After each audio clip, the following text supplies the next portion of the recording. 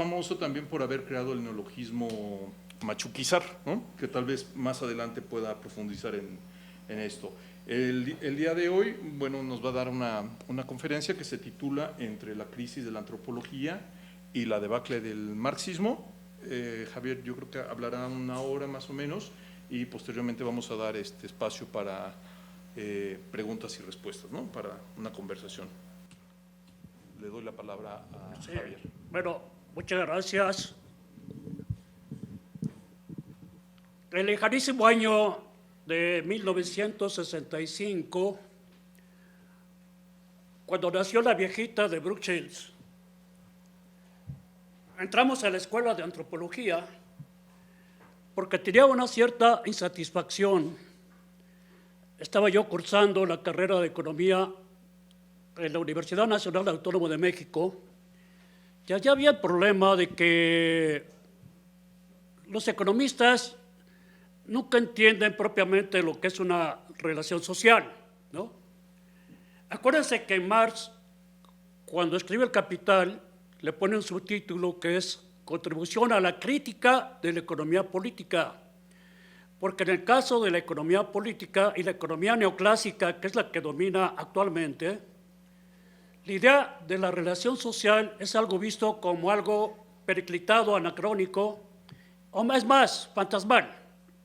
Es decir, incluso cuando planteamos en clase que el valor de una mercancía es una relación social, los estudiantes no entendían porque el valor se supone que está incorporado a la mercancía y que entonces el valor era un conjunto de moléculas, no una relación social.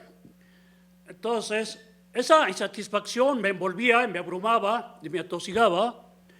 Entonces decidí estudiar antropología porque decían que era la ciencia del hombre o algo así, que tenía un concepto holístico de la sociedad, o sea, total. Y el resultado era precisamente que al llegar, sin embargo, me encontré con una sorpresa. Había una atmósfera, una bruma, una neblina de sopor, de molestia, de insatisfacción, de algo que nos picaba en la nuca, no sabíamos exactamente qué era, y era el hecho de que había un grupo despótico, autoritario, como el que hay ahorita mismo en el Instituto Nacional de Antropología e Historia, aunque tiene otros ribetes, tiene otras características, ¿no? Es decir, yo era consejero, por ejemplo, técnico de la Escuela Nacional de Antropología. Me juntaba con una serie de maestros de esa escuela que también eran consejeros técnicos, y siempre que yo hablaba, había una grabadora y suspendía la grabación cuando yo hablaba. No me había dado cuenta de eso, sino 4 sesiones después, que siempre que yo hablaba, me callaban, es decir, no me grababan. Y claro, yo empecé a preguntarme a qué se debía eso. En realidad, quien dominaba la Escuela Nacional de Antropología en ese año, y también el mismo Instituto Nacional de Antropología e Historia, del cual era parte de la escuela, era un famoso abogado y antropólogo y arqueólogo llamado Alfonso Caso. Ahora, habría que preguntarse por qué había esa capacidad de dominio, esa capacidad de poder que tenía don Alfonso Caso. Bueno, hay que recordar que aquí en México estalló una revolución en 1910, una revolución que no abarca todos los estados de la República, una revolución que incluso algunos niegan. Por ejemplo, Ramón Eduardo Ruiz alega que en México jamás hubo una revolución, y eso parece apoyarse en lo que nos decía Frank Tannenbaum en 1935, un famoso periodista norteamericano, que decía: yo no noto ninguna revolución aquí. Los grandes latifundios siguen existiendo, ¿no? Es decir, los grandes terratenientes siguen teniendo la sartén por el mango. ¿Acaso hay unos nuevos latifundistas, como un tal William Jenkins en Puebla? Pero los viejos latifundistas, como los Escandón, los Braniff, los Bracho, esa gente sigue teniendo casi el mismo poder que en tiempos de don Porfirio Díaz. Y salían pues en las páginas de sociales, todos perfectamente ornados y adornados, con toda clase de joyas, con toda clase de menjurjes, de adornos de todo tipo, y parecía que México no había tenido ninguna revolución. Arnaldo Córdoba decía, efectivamente, pareciera que no hay una revolución, pero sí una revolución política, dice Arnaldo Córdoba. Es una revolución que solamente alude al cambio de poder de la clase política, de una clase política a otra, ¿no? No es un cambio estructural, no es un cambio estructural del modo de producción, dice Arnaldo Córdoba. Es una revolución política, dice. Y entonces, sin embargo, aunque la revolución es una revolución derrotada, según mi punto de vista, esto lo digo por una cosa. Hay un ilustre compañero llamado Adolfo Gili, que hizo un famoso libro llamado La Revolución Interrumpida. La verdad, la tesis de la Revolución Interrumpida es una tesis de Víctor Rico Galán. Lo que pasa es que Víctor Rico Galán era un tipo que no publicaba libros, hacía algunos artículos. Era un importante maestro que nunca tuvo ningún título profesional. Yo lo llevé a la Escuela de Antropología a dar clase y fue Víctor realmente el que planteó esta tesis. O sea, se trata de una revolución que obliga necesariamente a los que toman el poder a generar un conjunto de reformas sociales favorables a un cierto conjunto de sectores populares. Es decir, la revolución había sido suficientemente honda y profunda, como decía Paco Malgesto, y en ese sentido, los tipos que habían tomado el poder se veían obligados a generar lo que Arnaldo Córdoba también llama populismo institucionalizado. Hay que tomar en cuenta que estos hombres, Carranza, Obregón, Calles, si uno examina sus currícula, o sea, si uno examina su trayectoria política histórica, se trata de un conjunto de matarifes, de un conjunto de carniceros, de un conjunto de matones, de un conjunto de reaccionarios que no, por casualidad, los elogia ardientemente Héctor Aguilar Camín en su famoso libro La frontera nómada. Obregón, por ejemplo, les voy a poner unos casos. Él pierde un brazo no en Celaya, sino en Trinidad. Toma una pistola y decide suicidarse, pero el general Fortunato Maicot le toma lo que quedaba de brazo y dice: mi general, no se vaya a matar, usted es indispensable para la revolución. Ese fue Fortunato Maicot. ¿Quién era? Francisco Serrano, el compadre de Obregón, ¿no? Su casi amante, su amacio, Francisco Serrano, emparenta a las dos familias, los Obregón y los Serrano. ¿Y qué pasa en Huitzilac? Obregón manda a asesinar a Francisco Serrano, a su compadre, y a un montón de gente inocente. Y en Aguascalientes se pone Pancho Villa a examinar a Obregón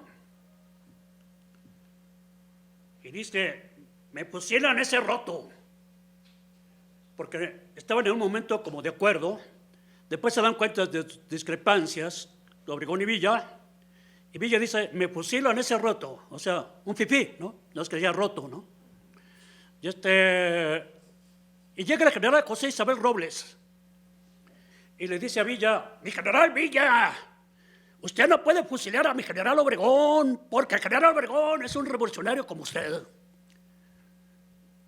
Fortunato Maicot, el que le salva la vida a Obregón, en Celaya, fue fusilado por órdenes de Obregón, ¿no? José Isabel Robles, que le salva la vida en Aguascalientes, es fusilado por órdenes de Obregón, ¿no? ¿Y qué decir de Calles? Porque además todo el mundo habla de la matanza de Huitzilac. Hasta hay una famosa novela que se llama La sombra del caudillo, donde hablan de que se mata pues a unos fifís de aquella época, inocentes, la mayor parte de ellos, ¿no? Pero las matanzas de Tizapán, las matanzas de San Juan del Río Durango, las matanzas de Amialco, las matanzas de Sotiapan, Veracruz, las matanzas de Peto en Yucatán, esas las hicieron Obregón y Calles, ¿no? ¿Y por qué no son famosas? Porque nadie sabía de eso. Porque a los medios de comunicación jamás llegaban esas noticias, porque la gente que era asesinada, la gente que era maltratada, la gente que era enviada a la tumba, eran claramente campesinos, artesanos y obreros. Y los campesinos, artesanos y obreros no existen. La matanza del 2 de octubre de 68 es famosa internacionalmente, porque en aquel momento era un movimiento multiclasista, donde también los clasemedieros, como su servilleta, e incluso gente acomodada, trabajamos junto con la gente de clases humildes, y eso motivó necesariamente, además fue en la capital de México, motivó necesariamente que se supiera que esa matanza sí existía. Ahora, ¿qué tiene que ver esto con la antropología? Bueno, lo que quiero decir es que, sin embargo, el Estado tenía la gran ventaja de este populismo institucionalizado. O sea, generar una serie de reformas sociales que sí eran realmente algo que gratificaba y que generaba una serie de parabienes a ciertos sectores populares. Por eso es que me recuerdo muy bien que la gente de ultraizquierda alegaba que el Estado mexicano no tenía base de masas. No, sí tenía base de masas, sí la tenía. Y millones votaban a favor del partido oficial, hasta digamos, 1988. Millones de gentes votaban por el partido oficial, no porque fueran tontos o porque fueran pelmazos, sino porque efectivamente había una serie de servicios que solamente el Estado proporcionaba. No había partidos de oposición, no había lo que se llama sociedad civil, no existía nada de eso. La gente dependía básicamente, fundamentalmente, sustancialmente del Estado. Y eso crea además una situación de filialismo y de paternalismo que nos convoca a todos. Ahorita mismo lo estamos viendo. Claro que yo voté por Andrés Manuel López Obrador, yo voté por él, pero resulta que todo el mundo piensa que él va a resolver todos los problemas de México, incluyendo la falta de miquitorios en Durango, ¿no? Y eso no es así, porque lo que le falta a la sociedad mexicana es la capacidad de organización, de capacidad de autogestión, la capacidad de resolver por nuestra propia práctica los problemas. Y entonces Alfonso Caso aparece. En aquel tiempo, cuando la revolución estaba todavía en marcha, los años 20 y 30, había multitud de tomas de tierras, había un gran movimiento agrario, había además huelgas. La clase obrera todavía era muy embrionaria, muy gelatinosa, apenas realmente creciendo, pero las huelgas eran constantes, reiteradas, recurrentes, y eso creaba una efervescencia. Es mentira lo que dicen algunos personajes como Rolando Cordera, de que el Estado era muy fuerte en aquella época. No, el Estado era todo lo contrario. Le faltaba evidentemente algo granítico en la base, le faltaba una sedimentación, le faltaba realmente una caparazón, una armadura suficientemente potente, y a todas las discrepancias, incluso entre la gente del partido oficial, se arreglaban a balazos, ¿no? Por eso Calles se había obligado a fundar el Partido Nacional Revolucionario para generar acuerdos, para generar pequeños pedazos de armonía dentro del aparato oficial. Y hay que reconocer que ellos tuvieron un éxito, efectivamente, porque incluso las discrepancias feroces dentro del PRI, nunca se enteraba la gente de afuera, la disciplina era realmente muy poderosa, y esas discrepancias, que podían ser peores que las de los partidos de izquierda, nunca salían a la luz pública. Ahora, en esos 20 y 30, cuando la revolución todavía está más o menos en la cima, cuando se habla, como en Alemania, de la segunda revolución fue el caso de Hitler contra Rome, ¿no? Se habla de una segunda revolución y aparece, por ejemplo, en pleno gobierno de Obregón, un gran secretario de Educación que había sido rector de la universidad, llamado José Vasconcelos. El espíritu, el ethos de la revolución en ese momento es no solamente acabar con el analfabetismo estricto, sino con el funcional. O sea, funcional es cuando tú sabes leer y escribir, pero no lo practicas. Y efectivamente, Vasconcelos, lo entrevisté yo cuando era niño, decía, había que acabar con la molicie, con la ignorancia, con la estulticia, con la estupidez, porque el pueblo mexicano es profundamente ignorante. Y sabe usted, Joven, decía Bolívar, las clases dominantes dominan más por la ignorancia que por la fuerza, ¿no? Y además un pueblo ignorante es el causante de su propia destrucción. Eso decía Vasconcelos citando a Bolívar. Bolívar se convierte años después en Vasconcelos se convierte en el anti-Vasconcelos, se hace un tipo superreaccionario, dirigió una revista financiada por la embajada nazi, ¿sí? Pero en aquel momento, cuando Vasconcelos es secretario de Educación, aparecen y se construyen multitud de escuelas. Se crea la gran revista del maestro, una revista excepcional en cualquier parte del mundo, no solamente en América Latina. Se repartían incluso libros de los clásicos, de Platón y de muchos más, de Descartes, por ejemplo, de Kant, en aldeas rurales donde evidentemente la gente no sabía leer, y Vasconcelos se quejaba de eso. Decía, bueno, yo mando esos libros y mando también maestros para que enseñen a leer esos libros. Mandaba también estampas con cuadros de Rubens, con cuadros del Greco. Era una erupción, era algo sensacional en aquel momento, pero Vasconcelos mismo lo confiesa. Yo en aquel tiempo invitaba a Lunacharsky. Lunacharsky era el ministro de Educación de la joven Unión Soviética, ¿no? Efectivamente era ese empuje, ese tsunami que existía en la Unión Soviética en ese momento, no solamente de alfabetizar, sino de crear un nivel cultural lo más alto posible, un Everest, una Concagua cultural, que eso es lo que se estaba planteando en la Unión Soviética en ese momento. Después vino el estalinismo y eso es otra cosa, ¿no? Vasconcelos confiesa a su biógrafo Claude Fell, en aquel tiempo yo era un agitador bolchevique. O sea, se reprueba a sí mismo, se autocritica, se estigmatiza como bolchevique, declara que él admira a Somoza, que él admira a Trujillo y que él admira a otros asquerosos dictadores. Al final de su vida, me dijo cuando yo era chavo y lo fue a entrevistar, usted, jovencito, es un pobre idiota con ilusiones cretinas acerca de una utopía llamada socialismo. Cuando sea grande, estará de acuerdo conmigo. Toda esa morralla estúpida que le invade sus entrañas va a desaparecer cuando usted se convierta en un adulto realista y deje esa bola de estupideces en las cuales está pensando en este momento. Eso fue el año 59, el mismo año que murió también Alfonso Reyes ese año. Ahora bien, ¿quiénes son aquellos hombres que van a las aldeas? ¿Quiénes son aquellos hombres que alfabetizan? ¿Quiénes son esos hombres que platican con los campesinos, que platican con los indígenas, que hacen cartillas, que tratan de crear traducciones de los idiomas de indígenas, que no son dialectos, como decía María Félix en una película llamada Tizoc, ¿no? ¿Quiénes son? Son los maestros.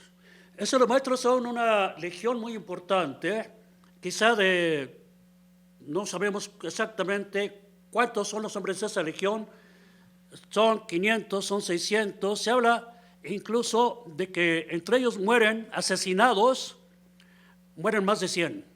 Y mueren más de 100 porque, entre otras cosas, lo que pasaba es que, por ejemplo, en muchos pueblos, como en Durango mismo, se decía que a sus maestros les hablaba Satanás por las orejas, por los oídos, eran enviados de Lucifer y había que matarlos.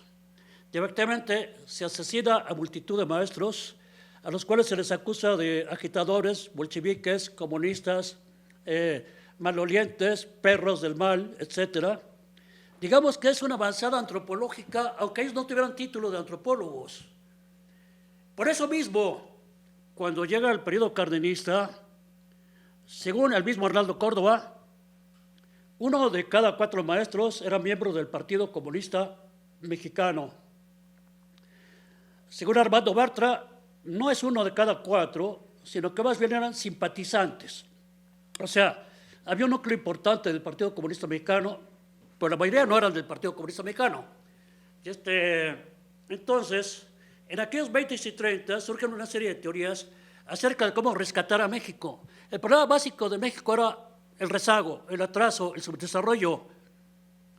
ni siquiera la dependencia, el atraso vulgar, ¿no? Y claro, la obsesión es la modernización. Es la posibilidad de que la gente entre en un torbellino modernizador, de que efectivamente la gente abandone sus chozas, que viva en grandes condominios, que viva en grandes edificios, que sepa lo que es el asfalto, que sepa lo que es el radio, que aprenda a leer la prensa, que vaya con médicos alópatas, porque todo lo demás en ellos es atraso. Sus yerberos y curanderos no son más que charlatanes de la salud. Sus chozas malolientes están llenas de artrópodos y de insectos, ¿no? No saben lo que es bueno, no saben lo que es la cultura occidental. Y efectivamente, recuerdo muy bien que Moisés Sáenz, por ejemplo, un cuate que no era antropólogo, era maestro, le dice a gente purépecha, allá en Michoacán, en Carapan, les dice: habéis dejado de ser indios y os habéis convertido en mexicanos. Sí, porque Moisés Sáenz había sido un gran propulsor de la escuela rural. Y como gran propulsor de la escuela rural, efectivamente, creó una serie de centros escolares en muchas partes de la República. Fue un gran maestro, pero era un maestro que tenía la idea de la integración. O sea, de acabar con lo indio, no con los indios, sino con lo indio, no acabar físicamente con los indígenas, como lo hizo el general Custer o lo hizo el general Roca en Argentina, sino, evidentemente, convencerlos de que los indios fueran gente civilizada. O sea, que los indios se parecieran, por ejemplo, bueno, ustedes están jóvenes y no han visto muchas películas del cine mexicano de los años 50, por ejemplo, pero que se parecieran a Emilio Tuero, digamos, ¿no? A Pedro Armendáriz, al mismo Jorge Negrete, ¿no? Porque esos son auténticos mexicanos, Gloria Marín, María Félix, Miroslava misma, aunque era checoslovaca, ¿no? Es decir, ese es el mexicano auténtico, ¿no? El mexicano que es racional, que conoce los aires de la cultura, que puede viajar, si no a Mecameca, pues por lo menos a Chalco. Y más aún, si tiene dinero, puede viajar a Londres y a París. Ustedes indígenas no saben, no se mueven. Por eso otro gran antropólogo, Miguel Otón de Mendizábal, ese sí era antropólogo, ¿no? Señalaba, la única manera de rescatar a los indígenas es crear carreteras, es crear postes de telégrafo, es crear teléfonos. Esa es la manera de sacar a los indios de su atraso y que dejen de vivir en ese infierno de podredumbre y de pobredumbre, ¿no? En ese vacío existencial que los aqueja y los acosa. Pero en ese tiempo, efectivamente, había otros grandes pensadores, como José Carlos Mariátegui en Perú, que era marxista, y plantea, el problema del indio es un problema agrario, es un problema de la relación con la tierra.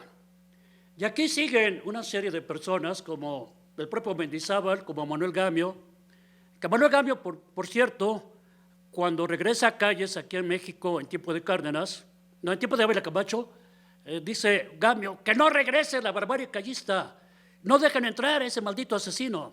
Y Gamio había sido colaborador de Calles, por cierto, ¿no?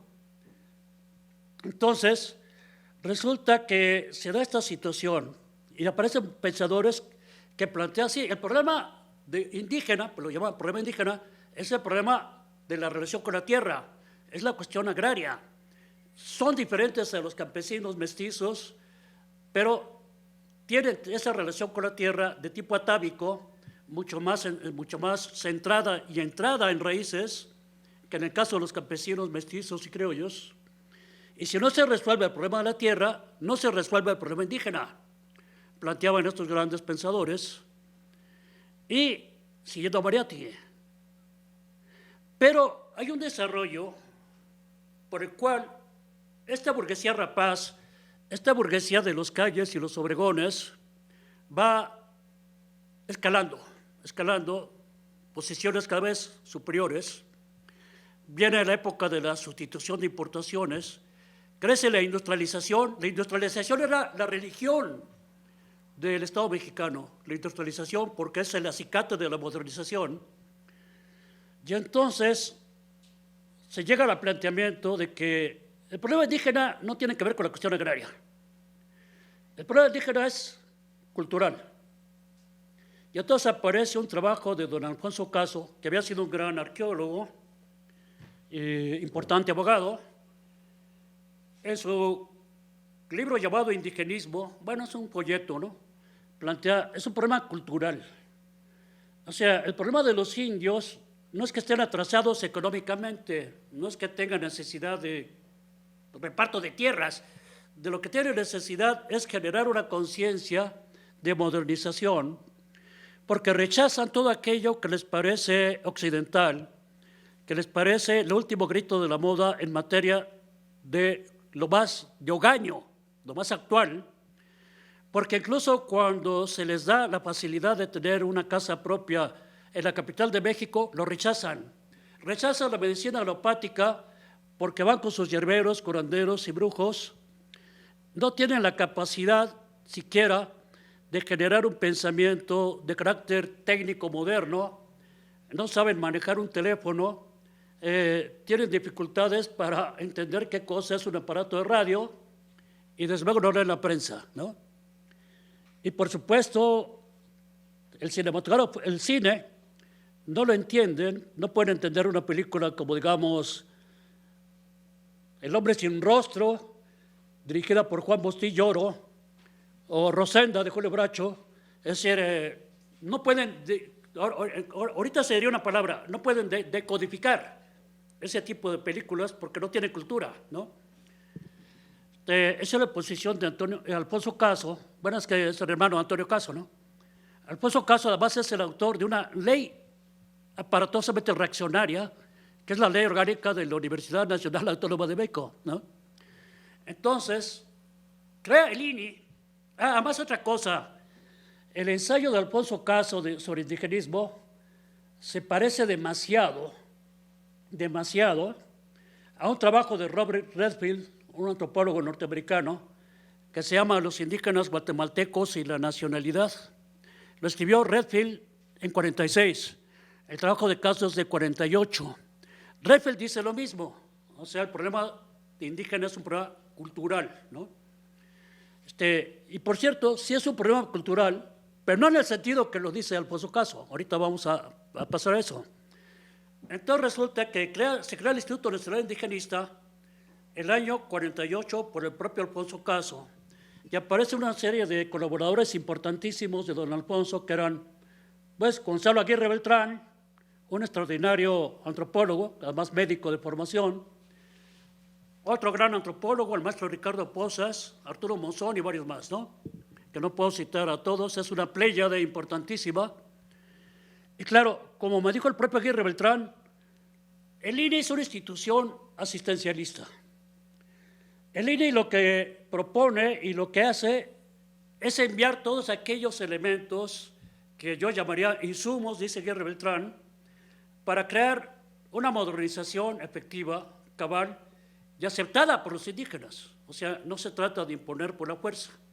Entonces, el INI, el Instituto Nacional Indigenista, alfabetiza, lleva aparatos agrícolas, lleva trilladoras, lleva revolvedoras, lleva todos aquellos aparatos que sirven para generar una agricultura exitosa, una tecnología moderna, y nuestros promotores, nuestros impulsores, son una serie de misioneros que efectivamente van imitando a los misioneros culturales de la época de Vasconcelos. Eso me decía el doctor Aguirre Beltrán. El año 69, por cierto, un año después del 68, y sobre este particular, ahorita les voy a decir una cosa importante que me dijo el doctor Aguirre, que por cierto nos atacaba constantemente. Es el doctor Aguirre me mienta la madre a mí, le mienta la madre a Marcela Lagarde, en un libro que se llama Lenguas Vernáculas, y en varias conferencias me atacó furiosamente. Pero el doctor Aguirre tiene una gran cualidad, era totalmente, aceptaba la crítica. No era un miserable de esos canallas que no aceptan la crítica y que no aceptan la libertad de expresión. A pesar de ser del PRI, era un tipo totalmente preparado para la polémica, aprestado para ella, ¿no? Entonces llegamos, en 65, a la Escuela Nacional de Antropología e Historia. Yo no tenía la menor idea de qué tipo de escuela era. Había conocido a algunos compañeros cuando estaban en la calle de Moneda, allá en la capital. Conocía a un tal Roger Bartra, por ejemplo. Conocía a Marcela de Neymet. Conocía a Luisa Paré. No, Luisa Paré fue después. Conocía a Carlota Botey. Es decir, una serie de gente famosa como Arturo Monzón. Eran unos cuantos cuates, muchos eran adultos, es decir, ya eran tipos que tenían otra profesión. Casi no había gente que llegara de preparatoria o de bachillerato. Era una carrera que parecía como una opción complementaria o alternativa en relación a lo que muchos adultos habían estudiado. Nuestra generación era la primera, el año 65, en que la mayor parte de la gente venía de la preparatoria, excepto algunos ancianos como yo, Virgilio Dante Caballero, Rafael Mendoza y otros cuates que ya teníamos pues una carrera específica en la UNAM o en el Poli o en Chapingo, ¿no? Y tomé de cuenta de la dictadura. O sea, Alfonso Caso nos callaba. El director del INA era un tal Dávalos que obedecía ciegamente a Alfonso Caso. Y claro, los primeros maestros que tuvimos, primer semestre fue un primer semestre aceptable. Nos daba clase José Luis Lorenzo en arqueología, Hannah Fulcaber en antropología física, lingüística la daba el maestro Moisés Romeros, antropogeografía, una maestra que no me acuerdo su nombre. Eran maestros bastante aceptables, pero de repente vino el acabose. Segundo semestre llegaron gentes que eran totalmente estrangulables, que eran dignas de hoguera con leña verde. Por ejemplo, había una tal Beatriz Barba, una famosa arqueóloga, doctora emérita, que nos obligaba a poner margen en los cuadernos. La mayor parte de nosotros éramos verdolagones, no estábamos para poner márgenes, ¿no? Más bien en clase hacíamos bonitos, ¿no? A mala tipa confundía a Elliot Smith con Adam Smith. Digo, está bien que los dos sean escoceses y tocayos, pero Elliot Smith es un antropólogo y Adam Smith es el padre de la economía. No tenían nada que ver, ¿no?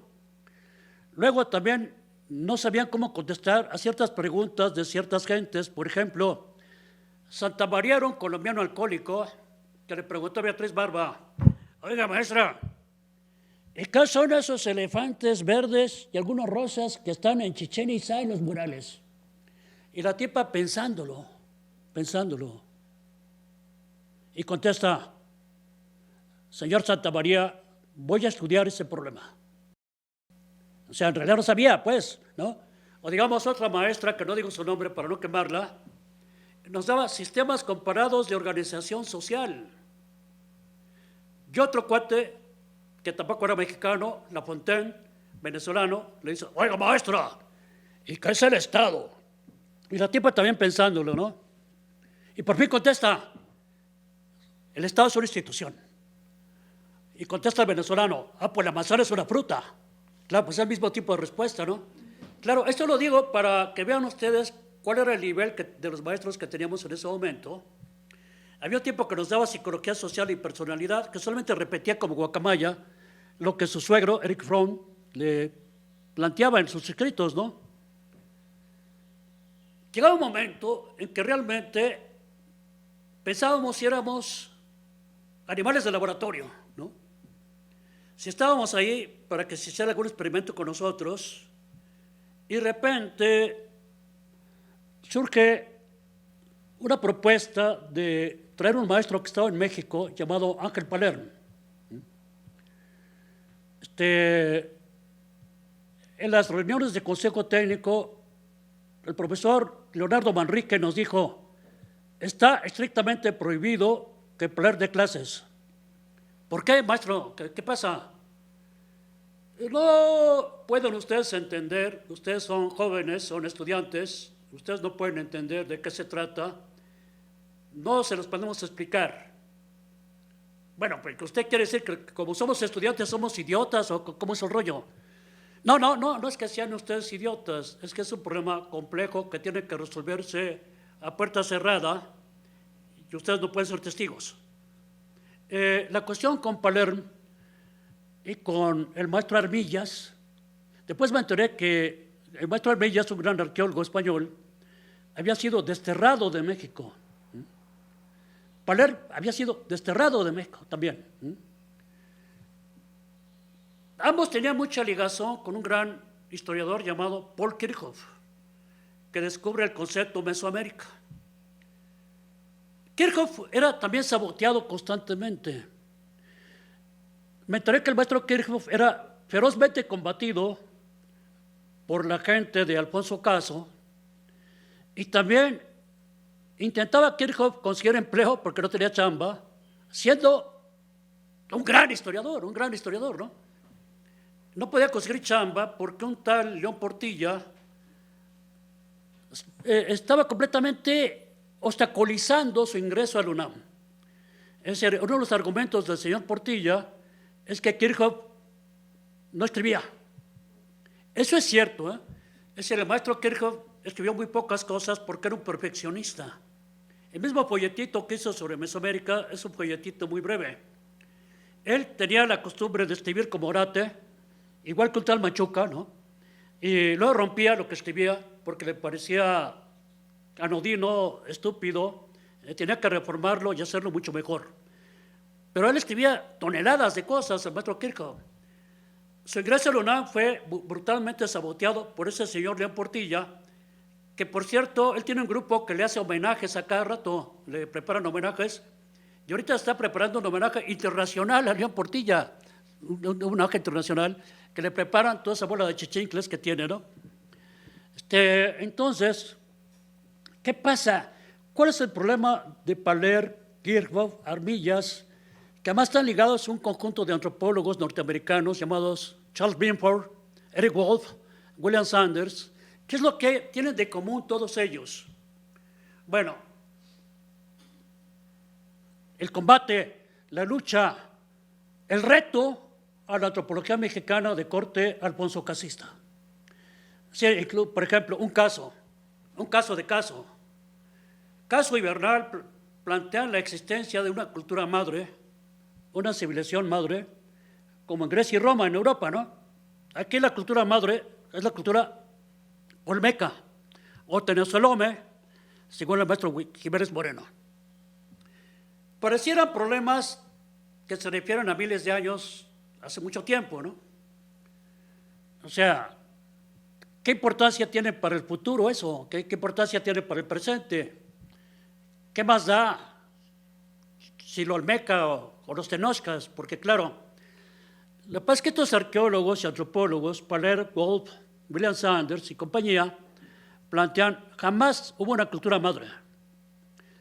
Los olmecas eran un grupo étnico que nunca constituyó un estado en San Lorenzo, Tenochtitlan, en Tres Zapotes y en La Venta. Era lo que llaman un chiefdom, que es un estadio superior a una tribu. Era un chiefdom, lo que Marshall Salis llama cacicato, no cacicazgo. Se trata de un tipo de organización social en la cual los que están en el poder no por la fuerza, sino por la credibilidad. Y porque reciben no tributos, sino regalos, ¿no? Digamos que así fue la antigua Roma al principio, antes de que hubiera la división de clasistas entre patricios y plebeyos. Las pruebas que daban Sanders, Benford, Wolf, eran pruebas fehacientes de que las civilizaciones mesoamericanas no habían nacido con los olmecas, sino por las civilizaciones de riego en el altiplano de México. Puebla, Tlaxcala, lo que es la capital actual de México, ¿no? Es ahí donde nacen las grandes civilizaciones, pero estaba pues el misterio de lo maya, ¿no?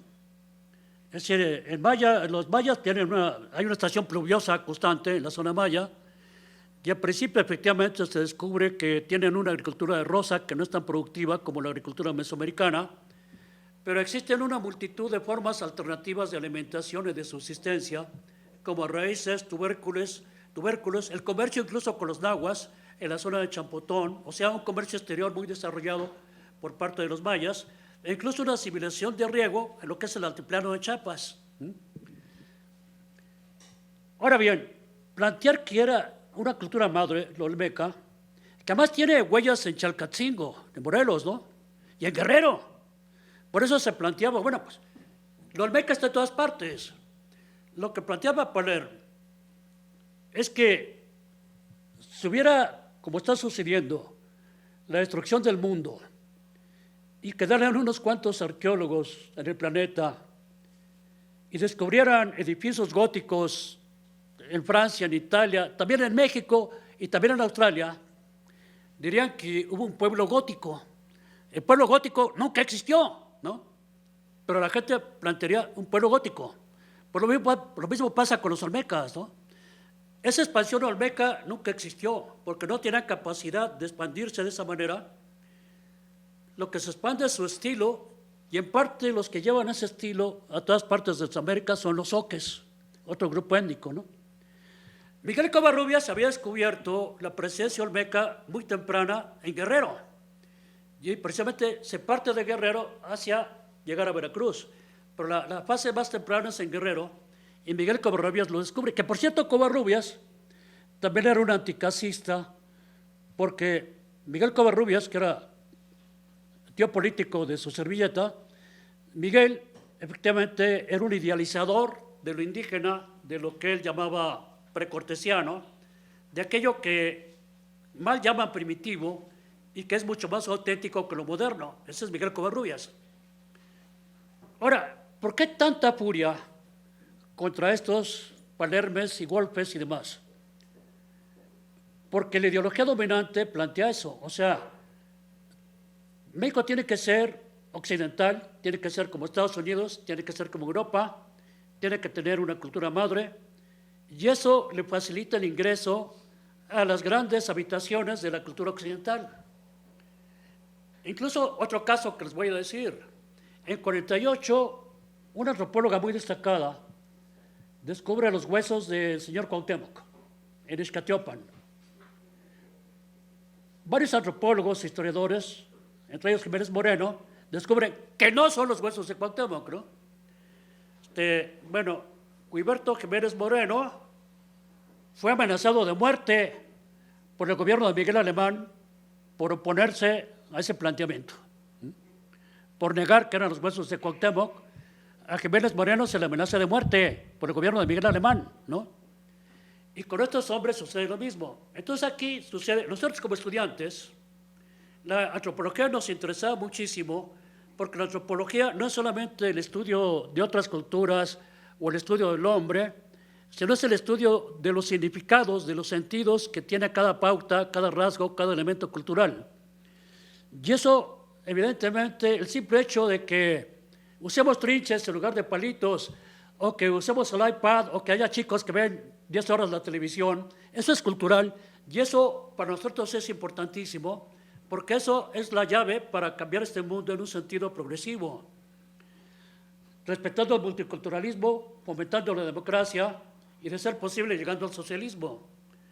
Este grupo de Paler, por cierto, un grupo bastante, bueno, no era anticomunista, sino anti-estalinista, pero los acusaban de anticomunistas y por eso el grupo de caso plantearon que eran agentes de la CIA. O sea, Eric Wolf, Ángel Paler, Pedro Armillas son agentes de la CIA, porque atacan a la Unión Soviética y atacan al gobierno del camarada Stalin, ¿no? Son agentes de la CIA. Y luego hay gente que se alió entre los estudiantes, se aliaron con Paler y con Wolf, y fueron también acusados de agentes de la CIA.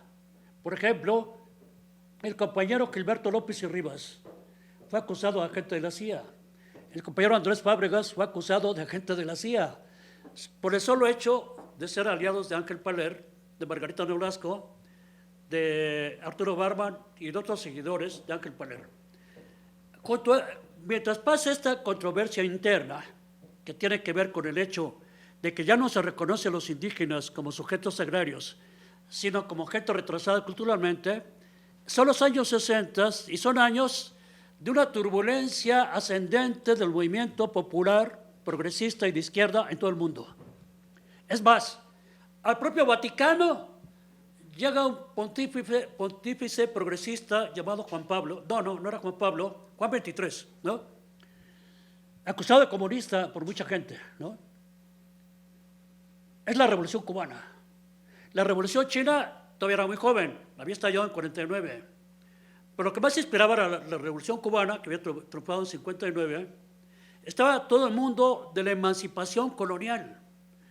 Es decir, Argelia, Túnez, el Congo belga, que ahora se llama Zaire, en fin, todas esas antiguas colonias se están independizando, ¿no? Aparecen grandes héroes como Nkrumah, como Patricio Lumumba, como el Che Guevara, y eso infunde un tesón, una tenacidad, un fuego ardiente a los estudiantes de la ENA y también de las escuelas del UNAM, del Poli, de Chapingo y demás. Muy particularmente la ENA. Es decir, la ENA, donde efectivamente es una escuela un poco extravagante, porque yo que he sido maestro del UNAM y maestro de la Escuela de Economía, el alumnado es un poco, como dicen en inglés, estándar, ¿no? O sea, no hay grandes diferencias entre los chicos, diferencias muy sustantivas, digamos. Y la ENA van sabios, van locos, van gente que se pelea con su papá, gente que se aburre en su casa. O sea, hay de chile y de manteca en la ENA, ¿no? Sin embargo, nadie sale indemne, nadie sale inocente de la ENA porque es una experiencia vital, básica. Y entonces empiezas a pensar, aunque sea pensar un poco extravagantemente, empiezas a meditar, empiezas a buscar la respuesta a muchas preguntas que te habías hecho y que no encontrabas la respuesta. Y hacemos un movimiento, es decir, ya antes del 78 en la escuela había un fermento, había evidentemente una levadura importantísima que nos llevaba a combatir el casismo que representaba al Estado mexicano, al Estado del PRI, a la dictadura perfecta de que hablaba Vargas Llosa, ¿no? Entonces nos unimos a este grupo de agentes de la CIA, como lo llamaban, ¿no? Estos mismos agentes de la CIA eran básicamente antimarxistas, por cierto, ¿no? A veces presumían de que eran medio marxistas, como Arturo Barman o el propio Bonfil, ¿no? Pero en realidad rechazaban el marxismo porque ellos alegaban que el marxismo era una criatura occidental y que no tenía aplicación válida en nuestra América Latina. Es decir, el marxismo es un trapo viejo que no sirve para limpiar ventanas en América Latina, entonces no tiene sentido, es una cosa desechable, como todo lo de Occidente. Lo cual es, por cierto, esa posición antioccidental es un poco ridícula, porque es cierto que Occidente significa Hiroshima, Auschwitz, el Gulag, pero Occidente también es los partidos de izquierda, los sindicatos, la sociedad civil, el marxismo, el anarquismo de Bakunin, porque el anarquismo de Bakunin y de Durruti no son los rebeldes primitivos, porque él se equivoca, Eric Hobsbawm. Él tiene un libro que se llama Rebeldes Primitivos, ¿no? Y pone entre los rebeldes primitivos a los anarquistas. Se equivoca totalmente ahí Hobsbawm, que es un gran historiador, ¿eh? No son rebeldes primitivos, son gente con levantisca, libertaria, con ideas muy claras, muy precisas de cómo combatir al capitalismo. No están por la vuelta a una edad de oro, eso es otra cosa. No, yo me refiero al anarquismo de Proudhon, de Bakunin, de Durruti y toda esa gente, ¿no? Entonces, viene una confluencia que desemboca en 68. Entonces, efectivamente, no solamente en la Escuela de Antropología, sino aquí en la Universidad de Puebla, por ejemplo, aquí hubo grandes camaradas como Joel Arriaga, como Enrique Cabrera, que son asesinados por grupos paramilitares aquí en Puebla, a unas cuantas cuadras de aquí.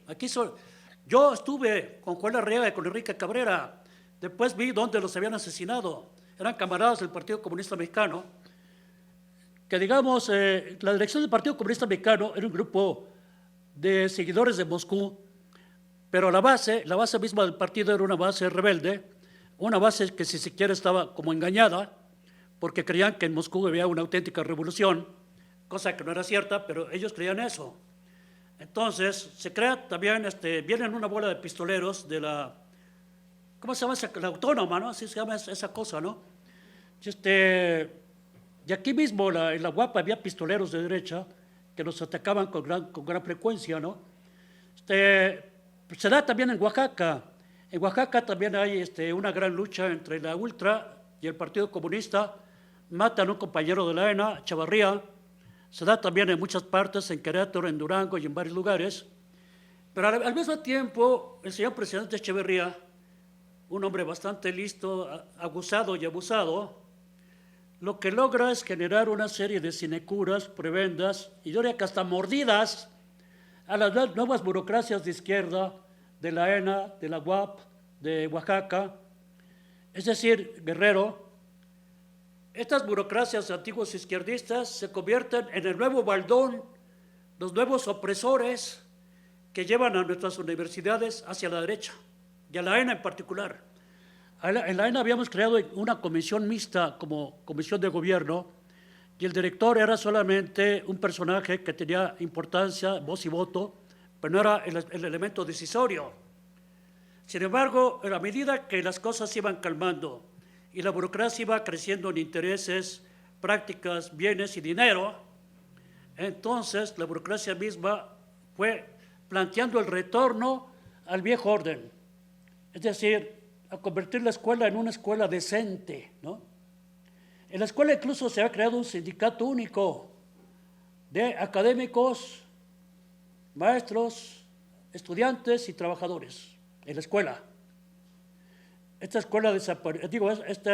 asamblea desapareció inmediatamente en 2 años, combatida ferozmente por el propio Instituto Nacional de Antropología e Historia. Se planteó el voto ponderado, porque claro, el voto ponderado significa que se reconoce el voto, pero es obvio que un maestro es 100 veces más inteligente que un estudiante, tiene más categoría, prefiere los mejores platillos, en lugar de viajar a San Martín Texmelucan, va a Londres. Eso es 1.000.000 de veces superior a un pobre trabajador administrativo técnico, que no son más que pobres diablos, que por ser unos cretinos, pues tienen ese tipo de labores. No son tan geniales como nosotros, que somos académicos, porque nosotros somos inteligentísimos, somos superiores a Leonardo da Vinci, a Alberto Einstein, a Rosa Luxemburgo, somos la neta del planeta, ¿verdad? Y nos guacarea Júpiter todo el tiempo, ¿no? Entonces, en cambio, el técnico y administrativo, pues es la pelusa, son máquinas que hacen servicios para nosotros, para eso sirven esos pobres diablos, ¿no? Pero en otras universidades se ha creado lo mismo. Ahora, hay una especie de marxipatología. O sea, había tanto fervor por el marxismo que se empiezan a eliminar una bola de materias de carácter antropológico esenciales para cualquier etnólogo y arqueólogo y lingüista. Se elimina la teoría del parentesco, se elimina la clase de magia, mito y religión, porque claro, solamente los idiotas creen en la magia y en la religión. Ningún marxista serio puede creer en esas tonterías, ¿no? Y se eliminan esas clases, ¿no? Materia sobre sociedad tribal. ¿A qué le importan las tribus? Lo que importa es el proletariado que va a hacer la revolución socialista. Entonces estos ultramarxistas van prostituyendo la enseñanza antropológica. Por fortuna hacemos una rebelión encabezada en parte por un señor que le cae muy mal a todo el mundo, que se llama Jesús Jauregui, que es un excelente antropólogo, aunque le caiga mal a todo el mundo. Y nos reunimos gente como Carvegue, como Héctor Díaz Polanco, como Gilberto López y Rivas, y tratamos de recuperar el sentido de la antropología, contra ese pseudomarxismo devorador de la teoría antropológica, ¿no?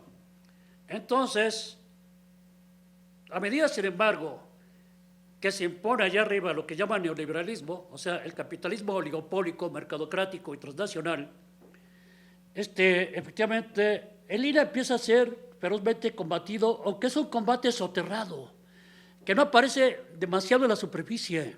Es decir, como es el instituto creado en una época de movimiento de masas, no quiero extenderme sobre lo que fue el cardenismo porque no hay tiempo para eso, y ustedes me van a lanzar de tomates si sigo hablando. Se crea en una época de gran movimiento ascendente de masas, o sea, una gran conquista del pueblo mexicano, es el INA y el Politécnico. Por eso mismo, por ser grandes conquistas del pueblo mexicano, incluyendo también la Universidad de Puebla, empieza a ser combatido ya desde los tiempos de los 40. O sea, se va creando arriba una burocracia reaccionaria. Llegan los García Moll, llegan los Florescano, llega toda esta bola de directores del INA que todos tienen un cariz reaccionario, que en realidad la defensa que hacen del patrimonio cultural es una defensa mal vista por ellos mismos, porque esta misma defensa del patrimonio cultural pues impide que llegue el turismo de los Spring Breakers, ¿no?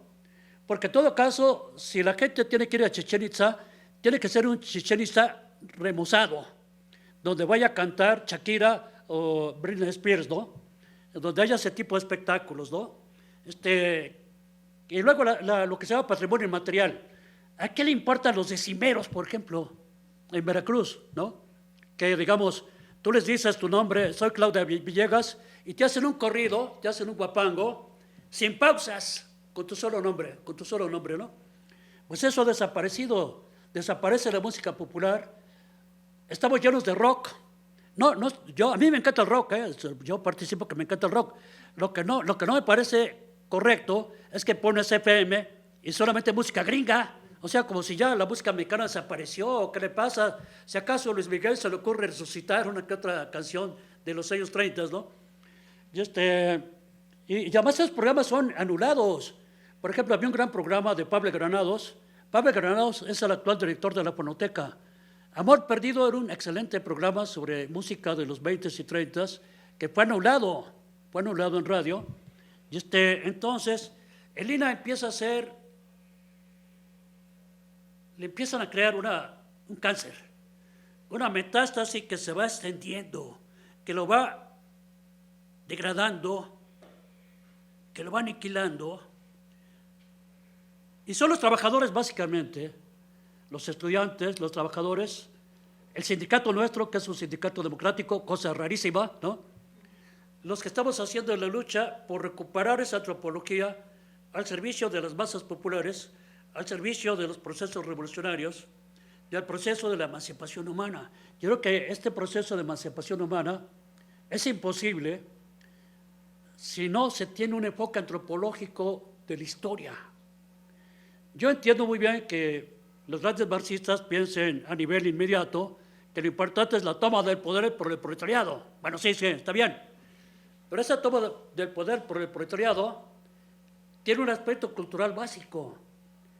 Los proletarios de China, por ejemplo, los proletarios de México, tienen que enfrentar una serie de dictaduras culturales, de despotismos ideológicos, de ideologías dominantes, que además son diferentes en cada región del planeta. O sea, cada revolución tiene que tener su propio marchamo, sus propias características, ¿no? Y después lograr la conjugación, la internacionalización de todos estos esfuerzos, ¿no?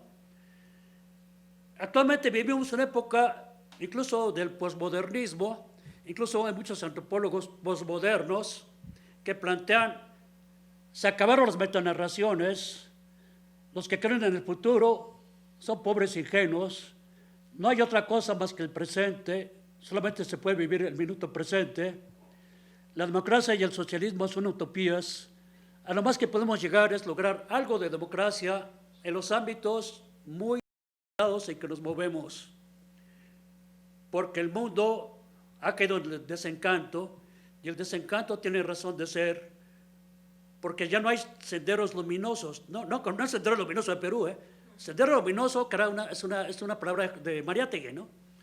Ya no hay eso. Pues yo digo que eso es mentira.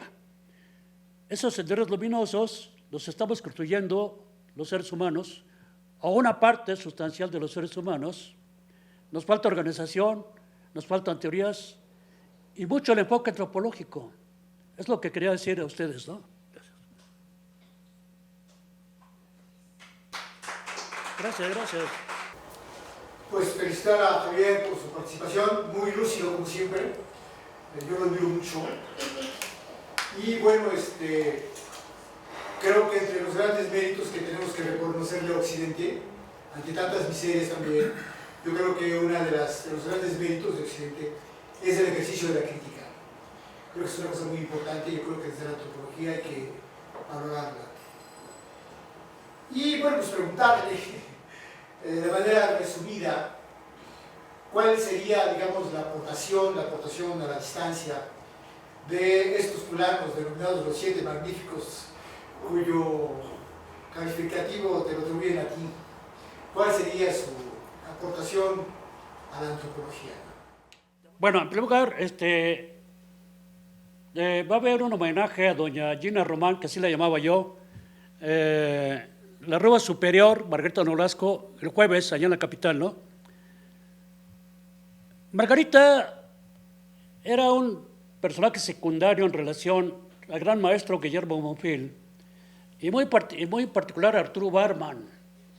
Es decir, nosotros tuvimos esos maestros y recuerdo muy bien que la clase que nos daba Guillermo Bonfil de cambio social y cultural nos abrió una serie de puertas a un mundo prácticamente desconocido, precisamente en relación con los indígenas. Es decir, yo conocía a los indígenas, pero solamente como fifí de Durango. O sea, conocía a los tepehuanos y a los tarahumaras. Mi familia los aborrecía, decía que eran la peste, que eran la gente más salvaje del mundo. Pero era un problema de la gente de allá. Por ejemplo, hay que recordar que allá en Durango, Dolores del Río era despreciada por su madre por ser morena. Decía que era una mugrosa india. Y Andrea Palma igual, su prima. Cuando llegamos a la escuela, la verdad es que nosotros los estudiantes nos encontramos prácticamente aislados en nuestra inconformidad, en nuestra impugnación, en nuestra manera de luchar contra el casismo. Por cierto, critico mucho a don Alfonso Caso, pero hay que reconocer su gran contribución a la antropología mexicana. Es decir, fue un gran intelectual.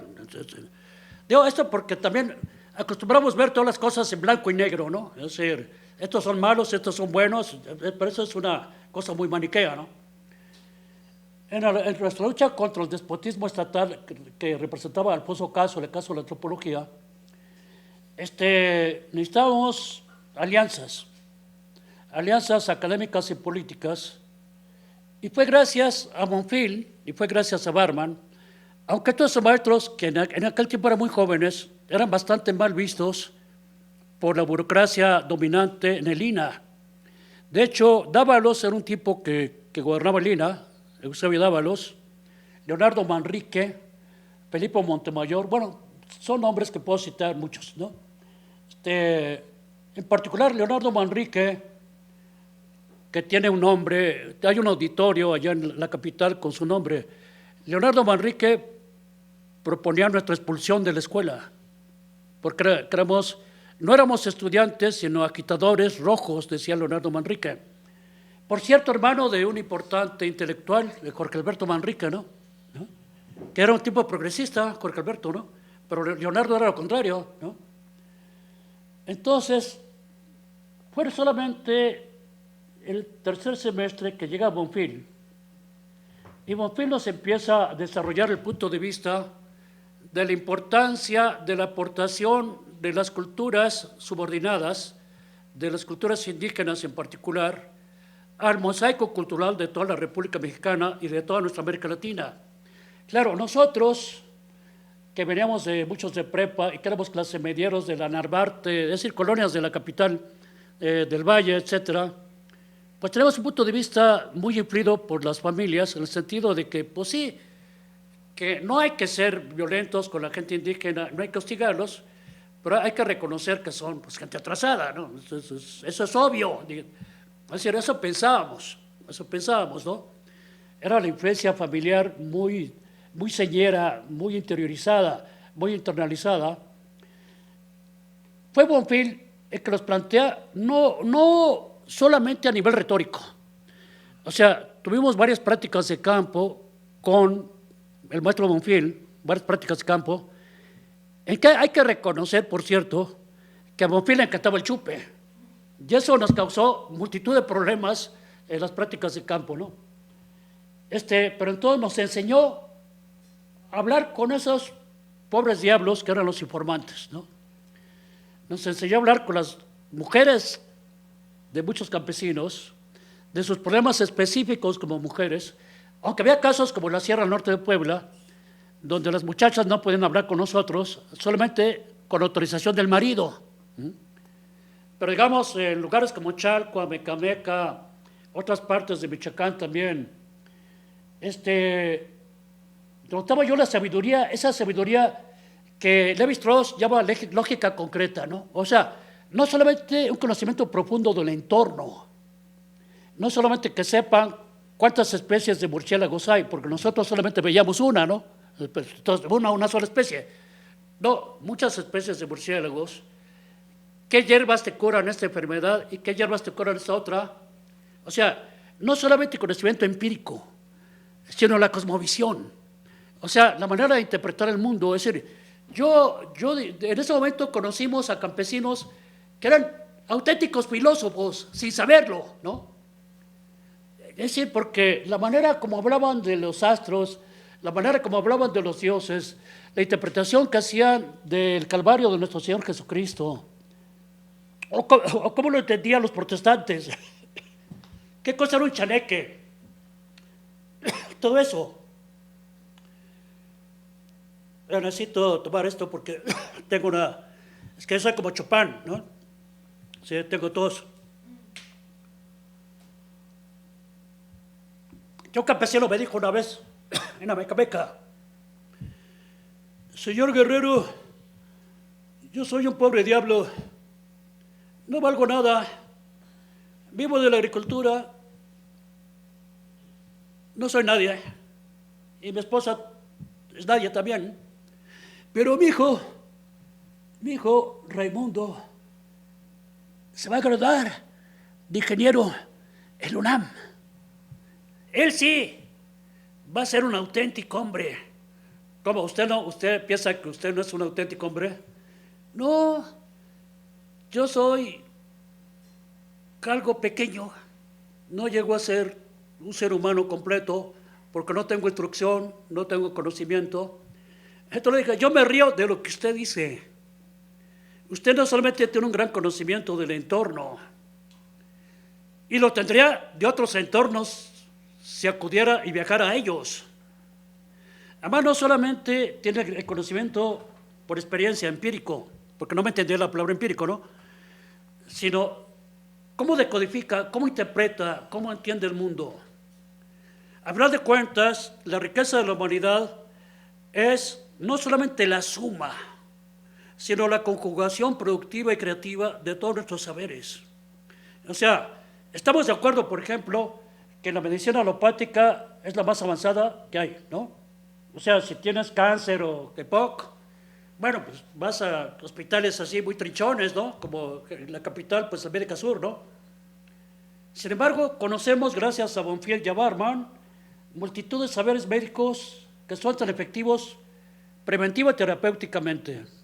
No digo que vayan a curar un cáncer de páncreas o algo así, pero te curan muchas enfermedades, logran partos sin dolor, conocen grandes propiedades curativas de las hierbas, incluso de las manos, porque tampoco es cierto que el Reiki y que la acupuntura sean puras charlatanerías, no tienen valor.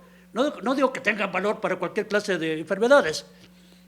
Y eso lo aprendimos con estos maestros, con Mercedes Olivera, con Guillermo Monfil, con Arturo Barban, que yo no era un tipo de acuerdo con ellos, yo no estaba de acuerdo con ellos, porque ellos no eran marxistas. Yo me considero marxista, aunque Roger Bartra me llama dinosaurio. Roger dice que yo soy un tipo del pasado, ¿no? Porque dice, ya nadie cree en esa tontería del marxismo, me dice Roger Bartra, excepto tú, me dice Roger Bartra. Bueno, yo lo tomo como una opinión que él tiene, porque también la controversia es algo que enriquece, la polémica. Yo discuto con él, ¿no? Con Roger, no acepto lo que él me dice, pero me parece bien que polemicemos, me parece bien que tengamos controversias. No hay que confundir a Roger con Armando, que Armando sigue siendo marxista, aunque es un marxista maoísta todavía, porque es muy campesinista, ¿no? Entonces, y esto también tiene que ver un poco con lo que ahorita vamos a plantear. Gracias a esos maestros conocemos este mundo ignoto, este mundo de las clases llamadas subalternas por Gramsci, y conocemos su gran valor. Por eso me río de esos tipos que se creen guacareados por Júpiter como Jorge Castañeda o como Gerard Camín, porque esos tipos se creen realmente superiores a Leonardo da Vinci, Albert Einstein, ¿verdad? Eso me da mucha risa, porque todos tenemos elementos superiores a otras gentes, y esas otras gentes tienen elementos superiores a nosotros. Hay multitud de cosas en que un campesino, como el que me habló en Amecameca, me supera a mí. Yo lo supero en ciertos aspectos, pero él me supera en otros aspectos, a mí, ¿no? Así que no vengamos a presumir de que somos la neta del planeta, ¿no? Lo cual no quiere decir que rechacemos la ciencia, al contrario, la ciencia es un gran logro de la humanidad, por supuesto, ¿no? Y decía el camarada Trotsky, por cierto, agente también de la Gestapo y del imperialismo yanqui, decía los estalinistas, ¿no? Decía Trotsky, llegará una sociedad en que el hombre medio, no dice la mujer medio, llegará una sociedad en que el hombre medio sea superior a Aristóteles, a Goethe y a Marx. No menciona a ninguna mujer tampoco. Bueno, que lea eso, un cínico como Vargas Llosa se muere de risa, ¿no? Jamás va a haber una sociedad en que la chusma sea como Leonardo da Vinci, o como Goethe, o como Marx. No, pues yo digo lo contrario. O sea, podemos lograr una organización social, o que sea dentro de 200 años, en que efectivamente el hombre y la mujer medio superen a Leonardo da Vinci, a Hipatia, a Rosa Luxemburgo y a todos estos genios, ¿no? Esas posibilidades, esas viabilidades existen. Ahora bien, en 68 viene, y estos maestros, Nolasco, Mercedes Olivera, Bonfil, son perseguidos por la policía. Habían sido miembros de la coalición magisterial que apoyaba el movimiento, y yo mismo planteé, por cierto, el director de la ERA, Martínez Marín, íntimo amigo de Bonfil, lo delató a la policía. Ese señor Martínez Marín nunca lo he vuelto a ver, porque si lo vuelvo a ver le escupo la cara, ¿no? Era íntimo amigo de Bonfil, ¿no? Bernal, que dominaba la dirección de Lina, delató también a Bonfil. Entonces, la policía anda en busca de Bonfil, de Barman, y de Nolasco y Mercedes, aunque terminan perdonando a las dos mujeres. Porque a final de cuentas, como las mujeres son tontas, pues lo que pasa es que ya habían sido, les había lavado el cerebro Bonfil y Barman, ¿no? Y Palermo, ¿no? Eso es lo que decía la policía, pues, ¿no? Entonces las perdona porque son tontas, pues, ¿no? Pero sí, a los otros sí los persiguen. Con Paler había problemas porque Paler inmediatamente fue protegido por el señor presidente, el señor candidato Echeverría. Y aquí hay que ver una cosa.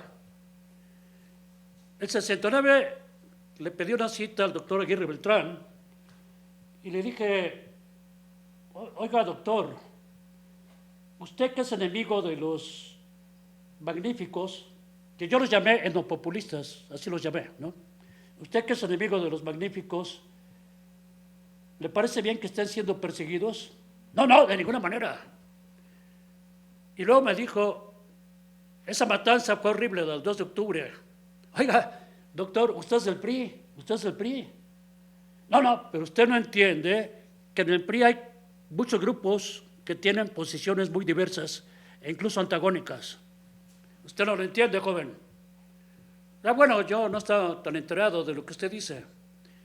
Y mire, joven, esos chicos, porque eran jóvenes, Bonfil, Barman, tienen programas con los cuales yo no comulgo, no estoy de acuerdo.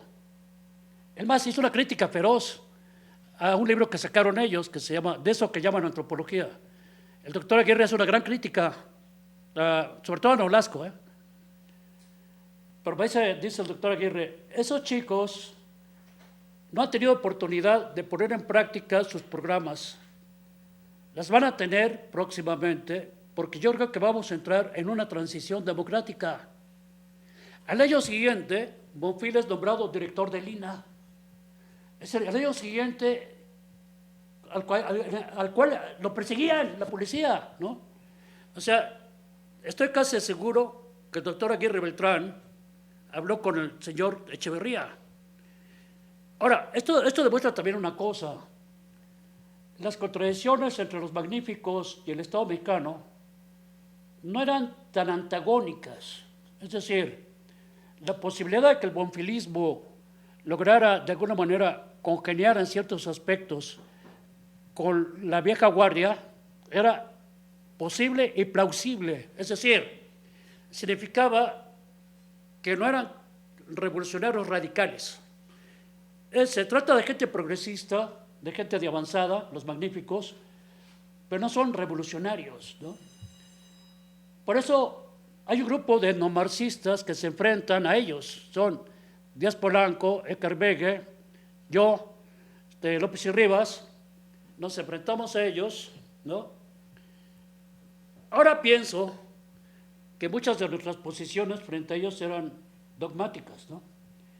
O sea, nosotros partíamos de una raíz marxista, libresca también muchas veces, y no tanto de la práctica social misma, porque a final de cuentas quienes conocían mejor a los indígenas y quienes conocían mejor a los afrodescendientes eran ellos, no nosotros. Con perdón, por ejemplo, Díaz Polanco, que es afrodescendiente y que es mi amigo, pero pues él no sabe lo que son los afrodescendientes. Es decir, salió de República Dominicana muy temprano, y aquí en México realmente nunca ha hecho trabajos de campo importantes y largos, ¿no? Y lo mismo López y Rivas, ¿no? El caso de Écar es diferente, porque Écar es un gran trabajador con comunidades indígenas, ¿no? Entonces creo que mucho de lo que le enfrentábamos a ellos era cuestiones de tipo dogmático, ¿no? Y en muchos sentidos ellos tenían razón en varias cosas que nos planteaban, pero les rechazábamos mucho por posiciones un poco demasiado ortodoxas, ¿no? Sin embargo, la presencia de ellos ha sido básica en la antropología mexicana y creo el nuevo sendero por el cual hay que transitar. O sea, la posición del reconocimiento del carácter multicultural, de la importancia de la herencia mesoamericana y de la importancia de que dentro de la lucha de clases, que sí existe, se le dé su cabal validez a los grupos llamados subalternos, a los grupos explotados y oprimidos, en un camino hacia la eliminación de la opresión y la explotación. Te quería, un comentario breve, que tú comentaras más bien, como alguien que, ha sido coherente, consistente y admirable ese trabajo, esa trayectoria y ese aferramiento por esta visión del mundo desde el marxismo o aplicado a la antropología. Entonces me interesa más bien, si tú ves, digamos, en esto que tú comentas de la prostitución del marxismo, ya yo creo que eso es algo en lo que estamos metidos desde hace un buen rato, en términos de cómo la misma universidad, digamos, como institución, no me refiero a las escuelas de antropología únicamente, sino a las escuelas, las universidades, la enseñanza de las ciencias sociales, donde justamente el marxismo pues es manoseado por todos, negado por algunos, admirado por otros tantos, pero tú como alguien, digamos, que lo ha vivido desde la militancia y que lo ha vivido desde la experiencia de enseñar a los alumnos, de tener a tu cargo esa responsabilidad de poder compartir esa visión del mundo con estudiantes, ¿tú realmente crees que en esta idea que tú planteas, que a mí me parece muy importante, de una necesidad de un enfoque antropológico de la historia, si es que queremos entender y tratar de encontrar una salida a esto que tú mismo también lo mencionas, que es el neoliberalismo, llamémosle como le llamemos? O sea, si realmente el marxismo, como esta visión del mundo, como esta visión, esta posición política de la historia, ante la historia, puede, digamos, tener ese reflejo, ese diálogo con las nuevas generaciones, como una posición que sí realmente explique y nos pueda llevar a eso que tú dices, o sea, a que necesitamos encontrar una solución que sea colectiva, ¿no? O sea, ¿tú crees realmente que el marxismo pueda, digamos, como esa teoría de la historia, tener ese futuro,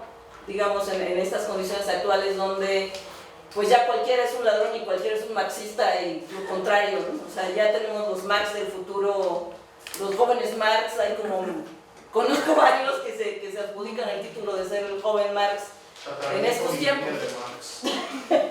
Entonces, ¿tú cómo ves realmente en ese contexto ese futuro del marxismo? Bueno, como demostró el propio Marx, él mismo lo señala, ¿no?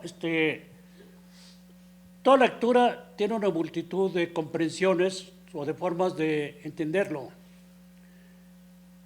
Es decir, posiblemente un informe que haga Isaac Asimov sobre el vuelo de las mariposas no implica controversia porque, bueno, pues como que Asimov está reseñando algo que es tan real, tan objetivo, que sería difícil refutarlo. Aunque en realidad los fenómenos mismos de la naturaleza también provocan controversia, ¿no? Por ejemplo, el hecho de que los animales tengan ciertos órganos, algunos plantean que esos órganos tienen una finalidad, o sea, una meta, y otros señalan que esos órganos pues, nacieron espontáneamente y juegan una función, porque si se plantea que existen porque tienen una meta, entonces es que Dios los creó, y los que se ponen esa idea, pues piensan de una manera diferente, o sea, incluso la biología y hasta las matemáticas causan controversias, por eso las dictaduras del Cono Sur prohibieron las matemáticas cuando llegaron al poder, las ciencias sociales y las matemáticas complejas, ¿no? No la aritmética. Ahora, además lo lee todo el mundo, bueno, no todo el mundo, lo lee mucha gente y lo interpreta de modo distinto. Por ejemplo, Althusser plantea que es una ruptura epistemológica, ¿no? O sea, es algo que se crea en el escritorio, es como las matemáticas mismas, ¿no? O sea, es un problema nociológico. Marx planteaba, y Gramsci, que el marxismo solamente se puede crear desde la militancia. O sea, no se puede ser marxista en el escritorio, sino involucrándose en los movimientos sociales. Ahora, a la vez, eso es una teoría que viene del siglo XIX. El modo de producción sigue siendo capitalista, pero es un capitalismo con un rostro muy distinto al del siglo XIX, ¿no? Y entonces, el marxismo tiene que ser muy revisado, muy criticado, y de alguna manera incluso debe ser eliminado en muchas de sus partes que ya no corresponden a las realidades que estamos viviendo. Por otra parte, un gran daño al marxismo ha sido el determinismo económico. La mayor parte de los marxistas se creyeron eso, de que la economía, lo que llaman economía, lo determina todo. Además, no es la economía, es el modo de producción o la estructura económica, son conceptos distintos a la economía, ¿no? Y por otra parte, el mismo Marx señala que entre el ser y la conciencia hay múltiples mediaciones de muy diferentes signos. Por ejemplo, cuando decimos, fulano de tal, como es pipí, entonces tiene una conciencia de clase como burgués. Sin embargo, habría que preguntarse, ¿qué es lo que lleva a un conde, un gran aristócrata como Tolstoy, a convertirse en un revolucionario? Él rompe sus títulos de nobleza, porque claro, también Tolstoy tiene una serie de experiencias, o sea, de mediaciones entre el ser y la conciencia, porque Tolstoy conoce la suerte de los campesinos, conoce los padecimientos de los campesinos, conoce el sufrimiento de las mujeres rusas, y todo lo transcribe en sus obras, y se convierte en un revolucionario a pesar de ser un aristócrata. Mientras que un naco como Gilberto Guevara se junta con Rolando Cordera, conoce una bola de chicas guapas, deja su bocho sedán y agarra un gran marquís, se convierte en el cerebro de la reforma educativa y ahorita mismo tiene un puesto muy alto en educación con Moctezuma Barragán. Eso es al revés, ¿no? O sea, es un chichimeca sinaloense que se convierte en un gran burgués, ¿no? Y porque, claro, entre el ser y la conciencia hay muchas mediaciones. Y esto digo, porque un marxista vulgar diría, la pintura de Picasso expresa el capitalismo. Sicarius lo dijo, aunque los dos eran miembros del Partido Comunista, de partidos comunistas diferentes, Sicarius llegó a decir que Picasso representaba una ideología burguesa. Lo que pasa también es que la pintura de Picasso no solamente representa las enseñanzas que él tuvo como sujeto dentro de una sociedad capitalista, sino toda una tradición de la pintura universal desde el hombre prehistórico, desde que el Neandertal hacía incisiones en la roca, ¿no? Es decir, todas las pinturas de los africanos, por ejemplo, todo eso está influyendo la pintura de Picasso y Guernica y todo lo demás, y no es solamente el que sean productos dentro del capitalismo, ¿no? Es decir, obviamente, la estructura económica lo que tiene es mayor, en todo caso, eficacia causal. Es decir, no podemos explicarnos ninguna sociedad si no entendemos cuál es la manera como se sustenta económicamente esa sociedad y qué tipo de intereses se confrontan dentro de la estructura económica. Eso es la base. Pero decir que es la base absoluta es un error, ¿no? O sea, porque interviene la ideología, interviene la cultura, interviene el sentido común, que así llaman una cosa que no es común y a veces no es sentido. Y toda esta combinación, por eso es que George Lucas, este gran filósofo marxista, dice, el marxismo es una filosofía de la totalidad, es una ciencia de lo holístico, es una ciencia que trata de preguntarse no solamente cómo hacen los cazadores y recolectores para generar la subsistencia, sino por qué las mujeres se maquillan de cierta manera en el siglo XXI y de otra manera en el XX. Eso también lo estudia el marxismo, ¿no? Pero claro, eso implica mucha dificultad, porque efectivamente un trabajo como el que hizo Lenin, el desarrollo del capitalismo en Rusia, bueno, pues él era un genio, ¿no? Y hizo ese libro estando preso, cosa que con Stalin no se podía, ¿eh? Los presos no podían escribir, y Lenin sí lo escribió en prisión. Pero creo que ahorita un cuate que quiere escribir el desarrollo del capitalismo en México tendría que ser un trabajo interdisciplinario y colectivo. Y tendría que ser un trabajo no nomás de economistas, sino de antropólogos y de filósofos y de psicólogos, ¿no? Tendría que serlo. En México estamos realmente muy atrasados en cuestiones de trabajo interdisciplinario y colectivo, o a veces creemos que es nada más una suma de diferentes especialistas. No es una suma, es una conjugación creativa de un conjunto de saberes, y cada saber descubre un aspecto significativo e importante del fenómeno que estamos estudiando y que muchas veces se explica precisamente por la interrelación con los otros aspectos, que en eso tiene razón el estructuralismo, ¿no? O sea, el hecho de que la estructura se explica por sus relaciones, no solamente por los elementos en sí, ¿no? En ese sentido creo que el marxismo es una gran teoría estructural. Ahora, me parece que el marxismo hasta la fecha es la ciencia social más desarrollada. Debe ser superado. Ha llegado un momento en que se requiere urgentemente su superación y no tenemos todavía muchas bases para superarlo a nivel planetario.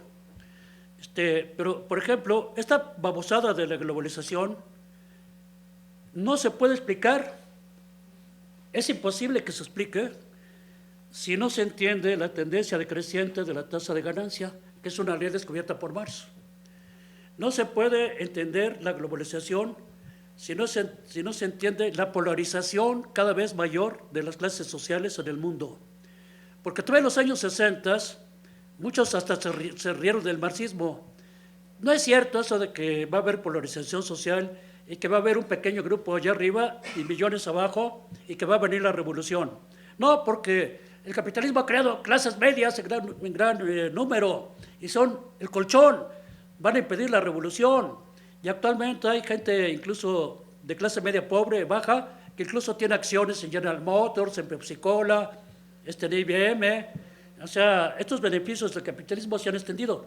Pues, ¿qué está pasando ahorita? Que la polarización es mayor que nunca en la historia. Pues que eso lo explica Marx, precisamente, ¿no? Y muchísimo. Ahora, cuando dice, la religión es el opio del pueblo. Bueno, yo creo que Marx lo planteó porque efectivamente, históricamente, la mayor parte de las iglesias y sectas religiosas han apoyado a las clases dominantes. Esto porque toda doctrina humanista,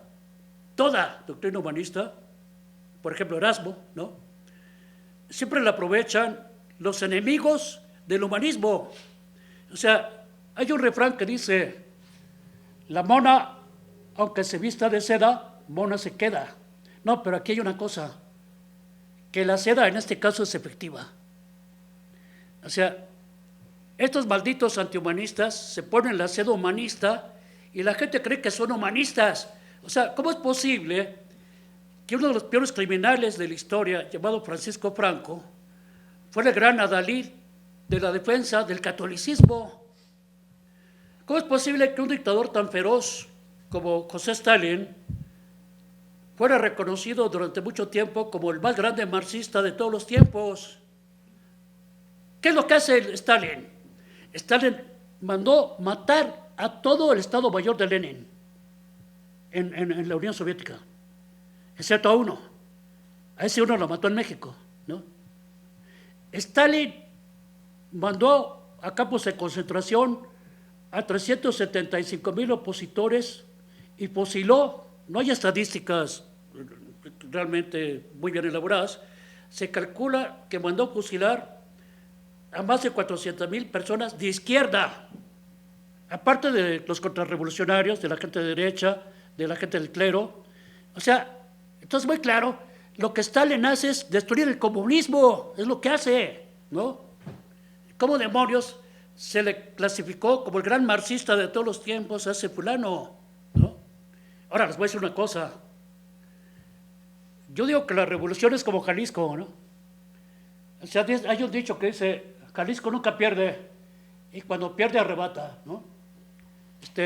Claro, desde el punto de vista lógico, no tiene lógica, ¿no? Porque es que, bueno, si nunca pierde, entonces ¿por qué es que cuando pierde? Bueno, pero se entiende la idea, ¿no? Jalisco nunca pierde, cuando pierde arrebata. Es decir, la revolución es igual. Visitamos 78, 79, visitamos la Unión Soviética. Por más esfuerzos que hice en Moscú y en Leningrado, no visité toda la Unión Soviética, ¿no? Fui con Roger Bartra, con Enrique Semo, con Sergio de la Peña, con Sergio Corici y con otro cuate. No había muchachas, no fueron invitadas porque el partido no quiso invitar chicas, ¿no?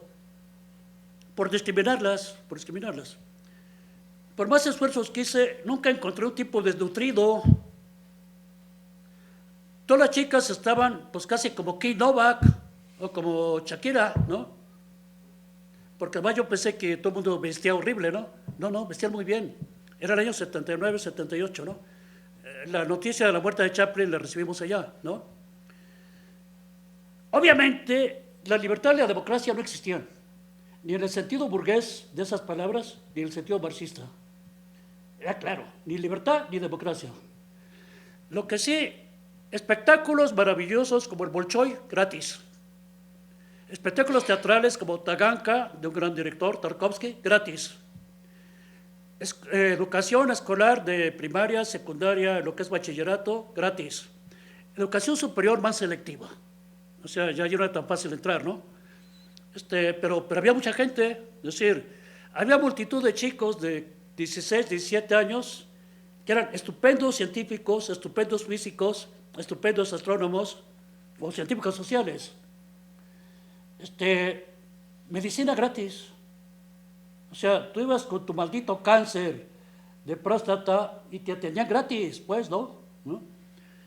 También me enteré, por cierto, al principio me contentó ver que gran parte de las doctoras pues eran damas, eran mujeres. Después me enteré que eso era en parte porque se les pagaba menos. Eso sí, ya me cayó gordo, ¿no? También me decían, camarada, aquí hemos eliminado la prostitución y otras formas de amponismo. No, pues la prostitución no estaba eliminada, al contrario, la favorecía el Estado porque traía divisas, ¿no? Y ya había hooligans, cosa que nos había negado, que hubiera hooligans. No, sí había hooligans, ¿no? O lo que se entiende en inglés por hooligans, ¿no? Sin embargo, es claro que la revolución había conseguido muchas conquistas, a pesar de Stalin. Es más, gracias a Stalin, porque aunque era un maldito dictador, no era ningún idiota, y se daba cuenta que si no generaba algunas reformas favorables al pueblo, perdería consenso, ¿no? Y sí había mucha gente que amaba a Stalin, sí lo amaba, allá en la Unión Soviética. Mucha gente lo aborrecía a muerte.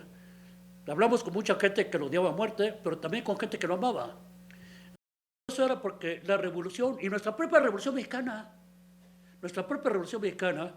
a pesar de todo, conseguimos conquistas que no tenían nuestros hermanos latinoamericanos. O sea, el mismo ISSSTE, el mismo Seguro Social, el mismo ejido, la misma comunidad indígena, con todos sus efectos, con todas sus burocracias horribles, con todas esas cosas oscuras que padecen, son elementos institucionales que no existían en los países hermanos. Por eso incluso Mariátegui llegó a confundirse y declaró que en tiempo de Obregón había un socialismo en México. Eso dijo Mariátegui. Eso no era cierto, ¿no? Pero en fin, eso lo dijo un hombre tan lúcido como Mariátegui, ¿no? Entonces, por eso digo, en esta época en que se dice la revolución, la amábamos tanto, dice Regis Debray. O sea, como diciendo, eso la revolución fue un sueño guajiro. perdió su razón de ser. La revolución cubana es un fiasco. Che Guevara fue un pobre idealista tonto, mientras que Fidel Castro fue un dictador horrible. No, yo creo que cualquier revolución es, como decía Marx, una locomotora del progreso. Bueno, ahora diríamos un Boeing.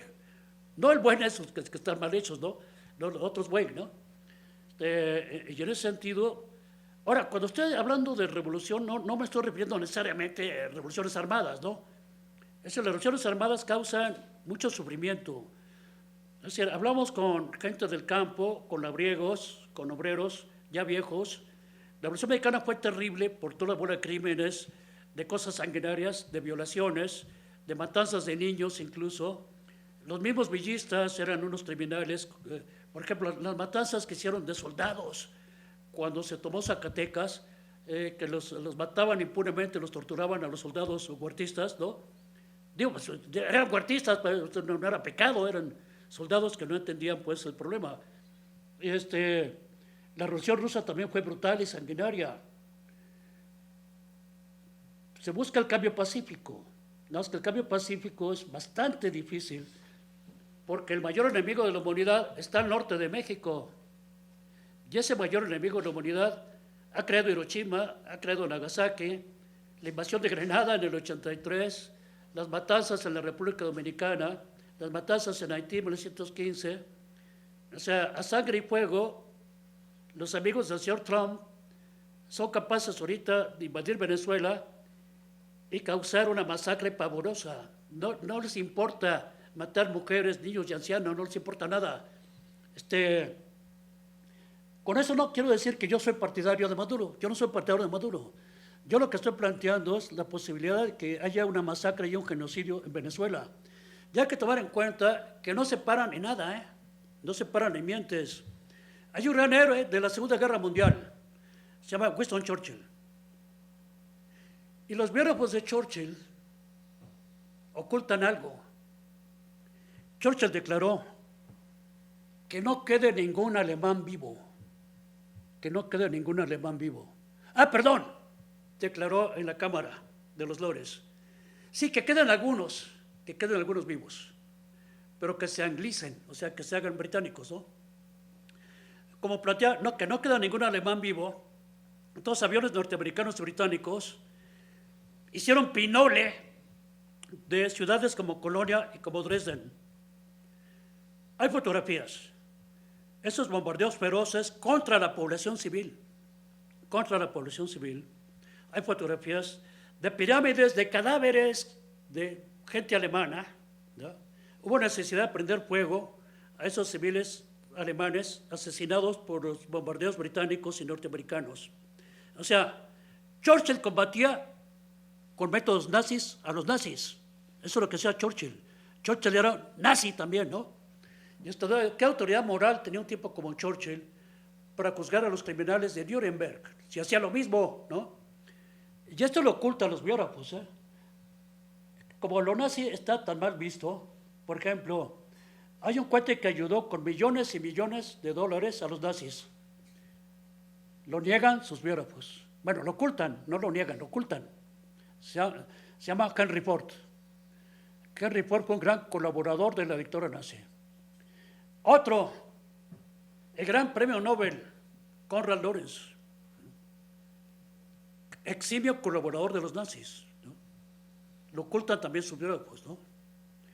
Entonces, ¿hacia dónde se va a ir? Es decir, las fuerzas vivas del capitalismo lo que crean son los Bolsonaros, lo que crean son los Macris, y más aún los Hitleres, ¿no? Cuando llega ya la coyuntura más aguda, crean un Hitler, ¿no? La misma democracia burguesa en la actualidad, la democracia representativa, con su poder ejecutivo, legislativo, judicial, es un estorbo. Es decir, para Trump es un estorbo, ¿no?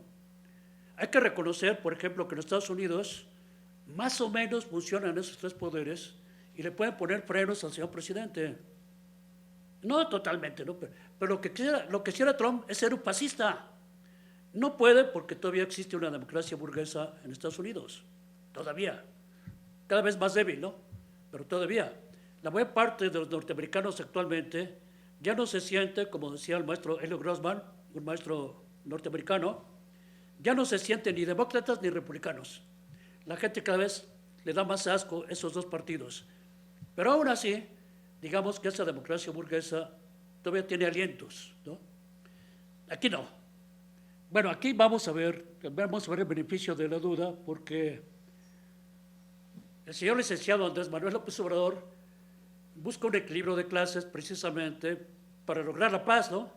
Es decir, en 2018 no es que fuera a estallar una revolución, pero había una gran conflictividad social por la pobreza, por la miseria, por todo eso. El odio, la frustración de los mexicanos. Como antropólogos tenemos además esa oportunidad de recorrer, de hacer trabajos de campo, y vemos el hartazgo de la gente, el odio de clase, y entonces tenía que venir un estadista que planteara la unidad, el amor y la paz y todo este tipo de cosas, el equilibrio de clases, ¿no? Bueno, me parece muy bien como idea, ¿no? Es decir, respeto esa idea de López Obrador, pero el problema con el equilibrio de clases es que es una tregua en la lucha de clases, es una tregua. Y en las treguas generalmente el que ya es poderoso se fortalece más y después te parte el hocico. Eso le pasó a un señor llamado Lula, ¿no? El señor Lula buscó un equilibrio de clases, quiso quedar bien con Dios y con el diablo, le prendió una veladora a cada uno y ahorita está en la cárcel. ¿No? Y en cambio gobierna Brasil una bestia fascistoide, ¿no? Por eso reconozco las buenas intenciones de López Obrador, pero el problema no son las buenas intenciones de López Obrador, sino las capacidades de organización del pueblo mexicano en los barrios, en las colonias, en los ejidos, en las comunidades. Si hay problemas, por ejemplo, de que no hay crédito agrícola, pues tenemos que conseguirlo nosotros los campesinos y pararnos frente a lo que es ahora, ya no existe la Secretaría de Reforma Agraria, pero es equivalente. Si falta el agua, tenemos que organizarnos en las colonias para obligar al gobierno a que nos proporcione los recursos hídricos. Es decir, que seamos nosotros los protagonistas de nuestras propias victorias, no que estas victorias nos vengan desde arriba gracias a la bienaventuranza de un líder, ¿no? Eso nos falta porque hay que ver que desde la colonia, bueno, yo creo que desde antes con los mexicas, nos han acostumbrado a domesticarnos. Hay un virrey, el virrey de Croix, el marqués de Croix, que era virrey, dijo: los mexicanos nacieron para callar y obedecer. Así dijo. Yo digo que no hay que hacerle caso a ese virrey, porque al final de cuentas, ese lema de ese virrey, pues lo asumió el PRI lo asumió. Claro, declaran lo contrario, ¿no? Ellos declaran lo contrario, pero piensan eso. Los mexicanos nacieron para callar y obedecer a nosotros, al PRI, ¿no? Pero nosotros no tenemos que aceptar eso. No somos esclavos, no somos sumisos, no somos parias. Tenemos voz, tenemos cuerpo, tenemos capacidad de lucha. Podemos aceptar el desafío y vencer, ¿no? No aceptar eso de que haya inferiores y superiores, ¿no? Por ejemplo, un caso importantísimo. Una gran cantidad enorme de bienes y servicios en el mundo, pues lo producen los obreros, ¿no? Si un obrero toma una materia prima y la convierte en un producto. Pues hay otra gran cantidad de bienes y servicios que lo producen gentes que no reciben sueldo. Son generalmente las mujeres. ¿Qué pasaría en el mundo si desaparecieran las amas de casa? Porque una ama de casa es una persona que toma una materia prima y la convierte, por ejemplo, en una sopa, ¿no? Eso es un producto, pero es gratis, ¿no? O bueno, hay un señor marido que optativamente, según su voluntad, pues le pasa una lana como a Bartola, ¿no?